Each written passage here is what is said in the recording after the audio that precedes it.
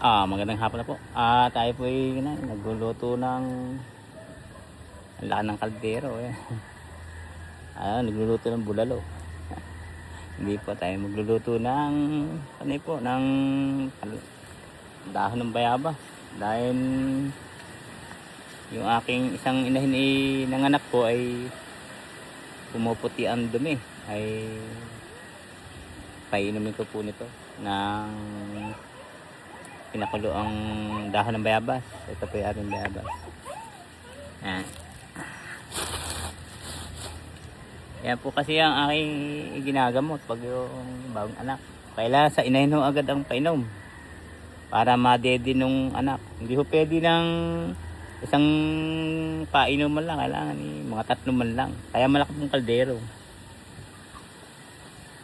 Sinasama ko sa pakain. Matagal pong pakuluin. Malaki.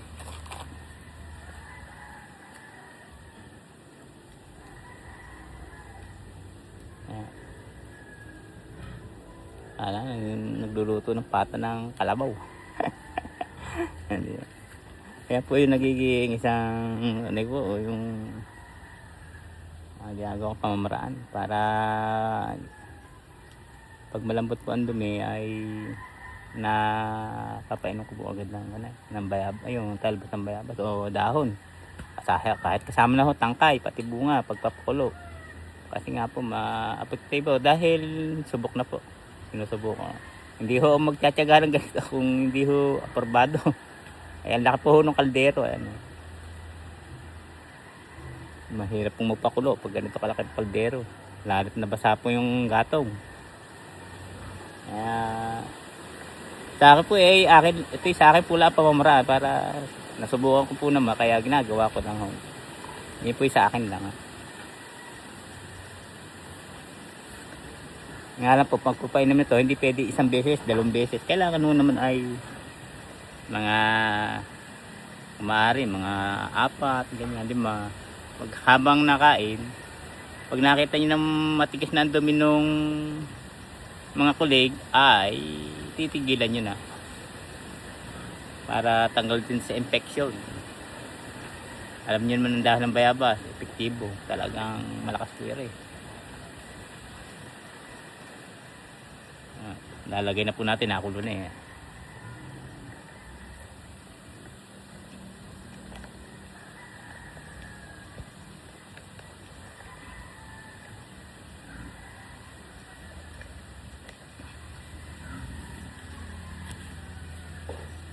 Buksan natin, no? Sigurado, kita nyo, kaya kumukulo na. Lagyan po natin yung dahon.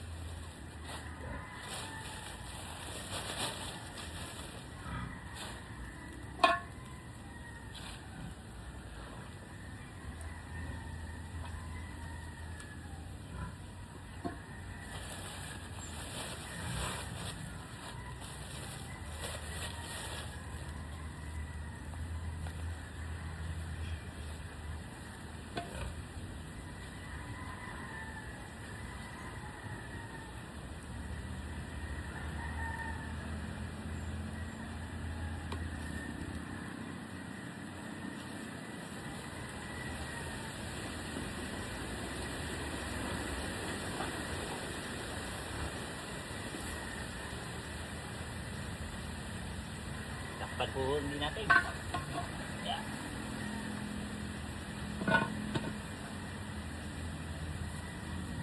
Mas maganda po ang paglalagay ng bayabas po sa kaldero pag malaki. Pakuluin nyo muna maigi ang tubig para hindi na matagal pakuluin. Kasi pag nilagay nyo kagad yung bayabas, lahat ganito ho kalaking kaldero, matagal ho magpakulo. Kaya kailangan ay kumukulong maigi bago nyo iluhulog yung mga dahon ng bayabas. Yan po ang kailangan po dito. Pag yun po naman ay nasa sa inyo din naman ho yan. Nga lang, pagpapainom ho ng dahon ng bayabas, huwag naman ho malalana yung kulig. dapat yung kahapon nyo nakita, kailangan agad-agad pakulo na kayo para hindi na masyado tumagal. Alam niyo naman pag tumagal nalala, mahirap na hong gamutin pag natagalan. Kaya kung maaari aagapan na ho kaagad. Saka yung pagkunay po ng ng kulig, nagtailaan ho naman, nagpalit agad ho ng pakain. Yun ho, isang mahirap po yun, magpalit agad ng pakain. Nagtatae ko talaga.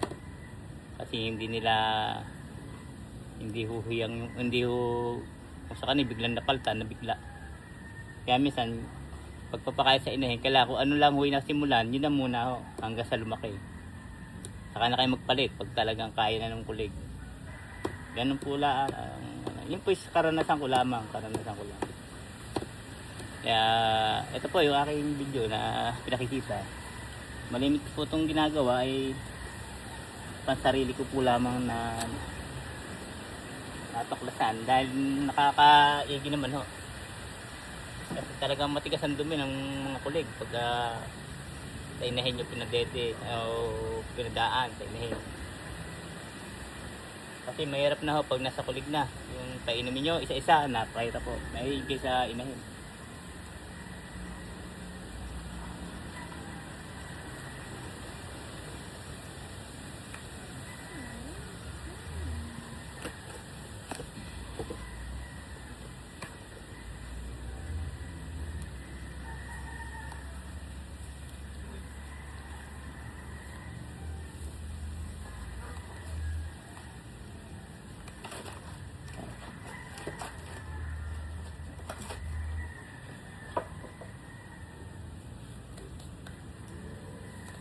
Yan po, yung aking pagpapakulo. Painom sa kulig na bayabas. Yan po. Ayan mo, umukulol. Ayos na baka ho ere. Yan. Yan. Okay na.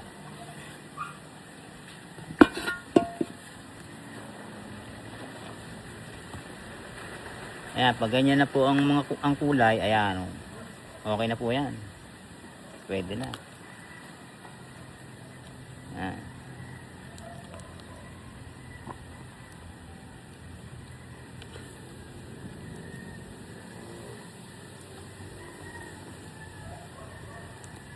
Pag ganyan na po ng mga itsura ng kulo at madilaw-dilaw na, okay na po yan.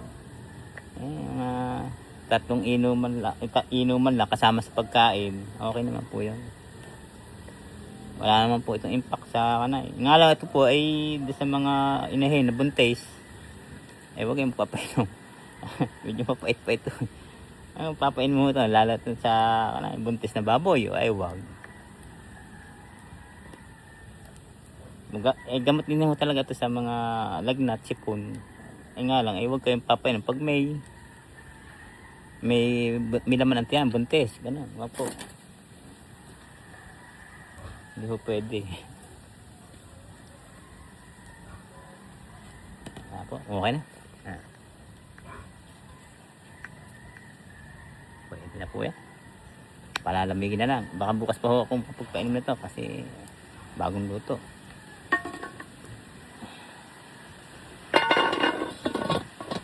Basta sa kanil naman ay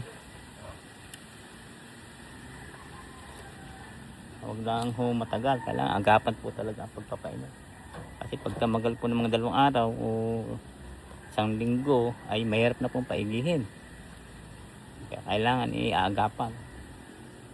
Marami naman hong gamot.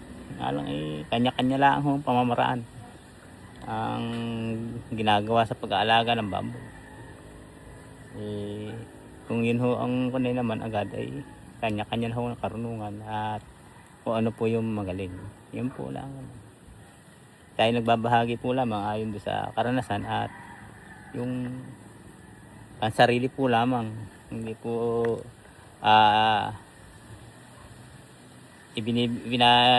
nakikita ko na tularin. Hindi po. Ang akin po lamang ay yun po yung aking pamamaraan. Nagbablog po kasi kung ano po yung ginagawa natin na nasa sa inyo po yan.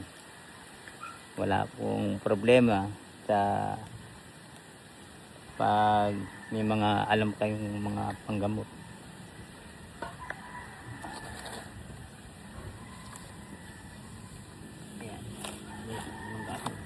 lumaab po ay ng malakas ang laab na luto na. Kanina ang hirap magdikit. Nung maluto na, saka po galit na galit ang apoy. Ganyan naman talaga po naman talaga. Kanina po todo paypay. Ayan po, magandang hapon sa nakakita at nakapanood nito. Yung po ay para sa aking inahin na may anak. Ayan po, magandang hapon.